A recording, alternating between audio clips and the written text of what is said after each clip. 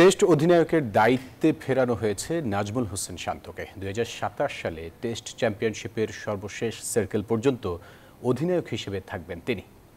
এদিকে জাতীয় দল পরিচালনার ক্ষেত্রে ছায়া কমিটির সুযোগ নেই বলে জানিয়েছেন ক্রিকেট অপারেশনস কমিটির চেয়ারম্যান নাজমুল আবেদিন ফাহিম। তবে বোর্ডে যারা সাবেক ক্রিকেটার রয়েছেন তাদের সাথে আলোচনা হতে পারে বলেও মন্তব্য করেছেন তিনি। ক্রিকেট পাড়ায় জোর আলোচনা। ক্রিকেট অপারেশনস চেয়ারম্যানের প্রভাব কমাতে নাকি গঠন করা হচ্ছে সাব কমিটি, যেখানে থাকছেন সাবেক ক্রিকেটার যারা আবার বোর্ড পরিচালক। সে বিষয়ে অবশেষে মুখ খুললেন নাজমুল আবেদিন ফাহিম। স্ট্যান্ডিং কমিটি আছে এবং সেই স্ট্যান্ডিং কমিটি যখন পূর্ণাঙ্গ রূপে কাজ করবে তারাই সব সিদ্ধান্ত নেবে। এখানে ছায়া কমিটি হবার কোনো সুযোগ নেই।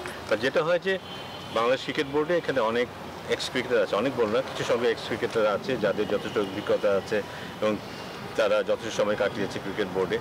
যে কোনো বিষয়ে তাদের সাথে আলোচনা হতে পারে। দারুণভাবে আন্তর্জাতিক ক্রিকেট শুরু করলেও অফ ফর্মের কারণে সমালোচিত জাকের আলী। এই পরিচালক জানালেন কোয়ালিটি থাকলে অবশ্যই ব্যাট হাতে আবারও কামব্যাক করবেন জাকের। যুক্তরাষ্ট্রের ১ নম্বর জিম চেইন গোল্ড জিম এখন আবারও বাংলাদেশে।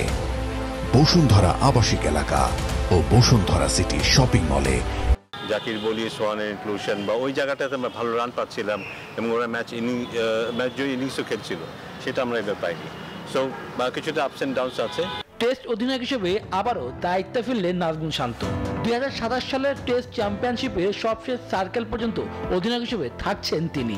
নিশ্চয়ই এটা হবে না, হয়তো যাবে না, এটা হবেই, বলেই বাহুল্য হবে।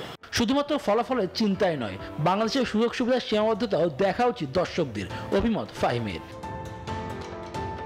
শুভদেবনাথ, নিউজ 24, ঢাকা।